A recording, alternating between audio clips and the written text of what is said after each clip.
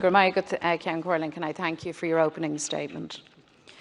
Taoiseach, there were many things, and are many things that I might have raised with you today as we return to session.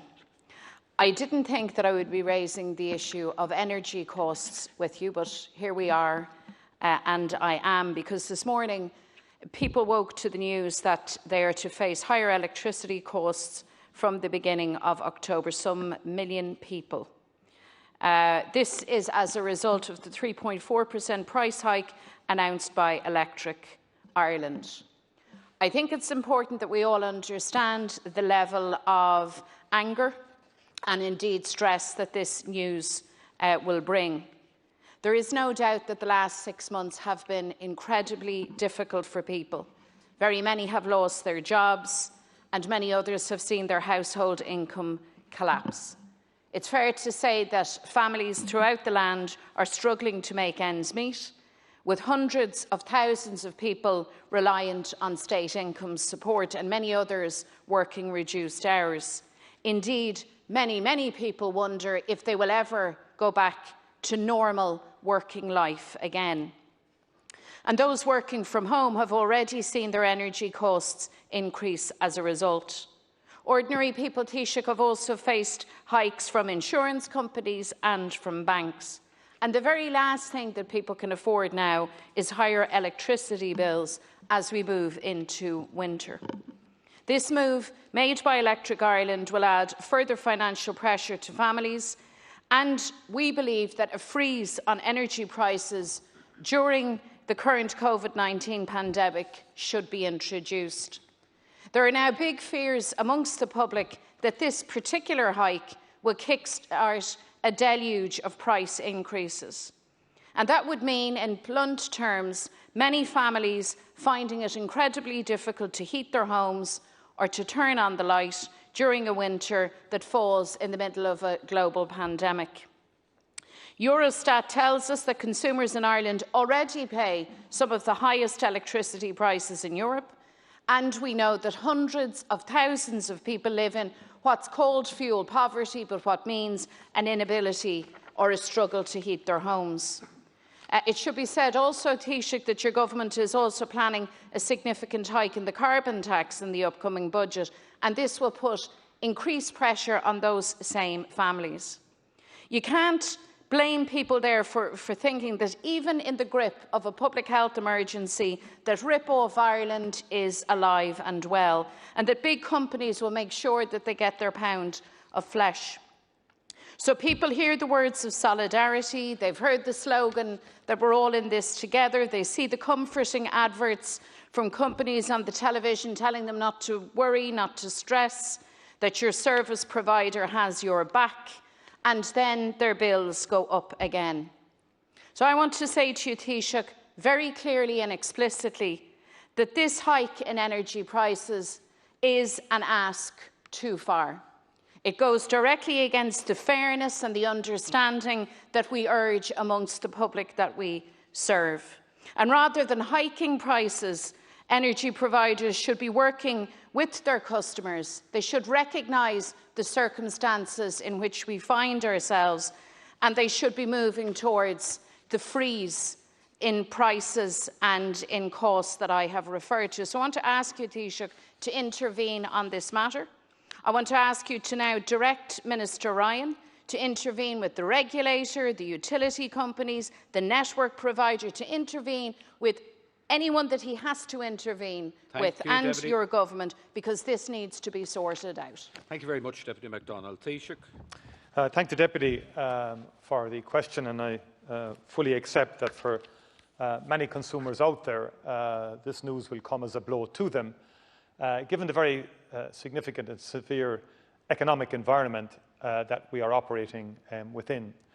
This is not a government decision.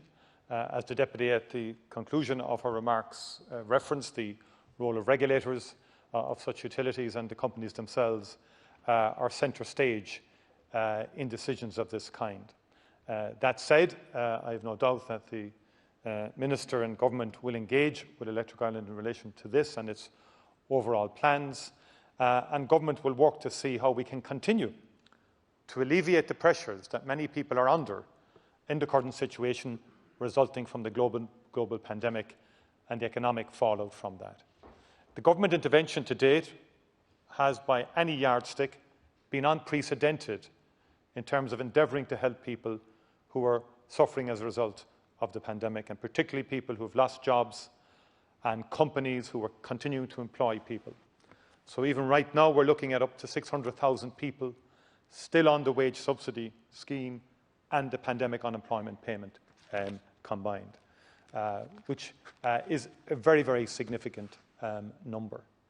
And whilst certain sectors of the economy have managed to sustain, particularly the knowledge side of the economy and the life sciences and technology companies, we do know that the hospitality, aviation and other sectors, the arts and those across the board in tourism, have taken a significant hit. The collapse of international tourism, for example, has resulted in very significant job losses in the services sector and in the hospitality sector in particular, which, and other areas where wages wouldn't have been too high, where people are now on unemployment or on the pandemic payment. And in that context, we do take the point that any increase in charges do negatively affect on people. That is why the VAT rate has come down yesterday as part of the July stimulus, which will be of some help in relation to people on low incomes and in terms of the wider range of charges that people face through their daily lives. And in terms of the forthcoming budget, government will look at how it can support people on low incomes and people on social protection. Very actively we will look at that, and the Deputy knows that in the context of carbon tax, one of the key pillars of the government's response is to provide for an avoidance of fuel poverty and to provide from the funds that will be generated generous allowances to enable people to deal with the impact of such a tax on their daily lives and on the expenditure that they have to incur. We've been meeting regularly in relation to the July stimulus in terms of the implementation and delivery of a wide range of measures that were contained in that stimulus programme just over 6 weeks ago, when we announced that less than 6 weeks ago, well over up to close to 8 billion of an injection into the economy. And we're doing everything we possibly can to get spending delivered on key projects from housing to education right across the board. And through that to create employment and opportunities for people. The 400 million almost that we've provided to education has been instrumental in a whole range of minor works carried out in schools across the country, for example, which has enabled people to get work and to get opportunities to ply their trade in respect of that. And that's been very effective and impactful. Our provision for housing voids, for example, over 2,000 by the end of the year, again, is with a view to giving people work. But that said, thank you, Taoiseach. We will engage with Electric Ireland and we will seek to do everything we possibly can to support people who are facing very significant household bills across the board. Mary McDonald.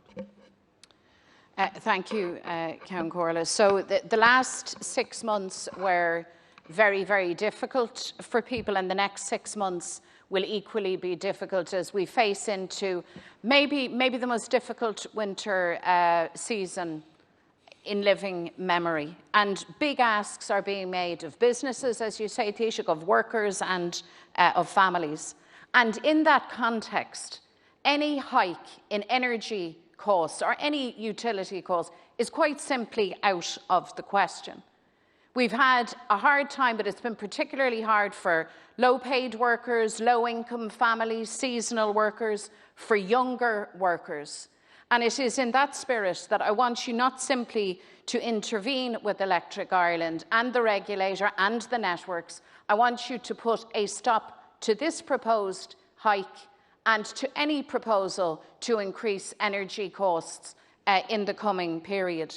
Can I also ask you, Taoiseach, to put a stop to the hike in the PSO, the Public Service Obligation Levy, levied by your government, which is set to increase by more than 100% in the near future. You need to stop that also, because the rhetoric of support for families and for workers who are trying to make ends meet in the most difficult of circumstances has to be matched by action.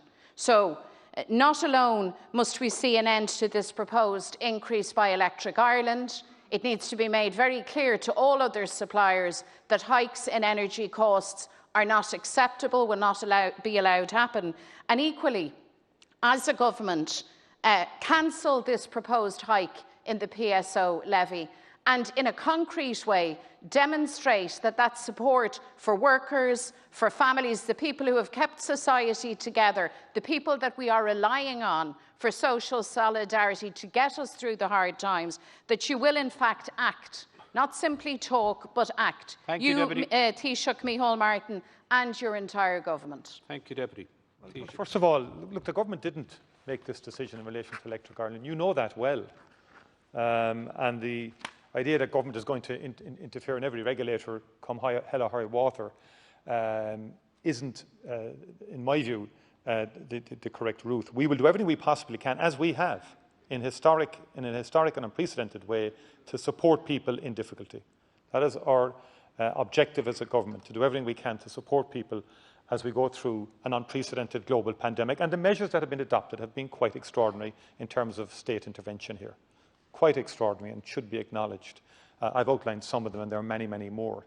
And again, the Minister for Finance, the Minister for Public Expenditure, along with the leaders of the three parties that make up this government, are constantly monitoring the economic situation, the economic impact of the pandemic, and how we can live with it over the foreseeable future, right through to 2021, in terms of health, education, but also in terms of economic activity and economic life itself. And that involves climate change, Deputy. And we don't want to pull back from our commitment to the agenda around climate change. You may wish us to do so, Deputy, but we have a comprehensive view that part of the economic rejuvenation of this country is in a Green New Deal. It has to happen. Create new jobs, create new opportunities in renewable energy and in other areas. And we need to get on with that. And we can't keep on resiling from it. Deputy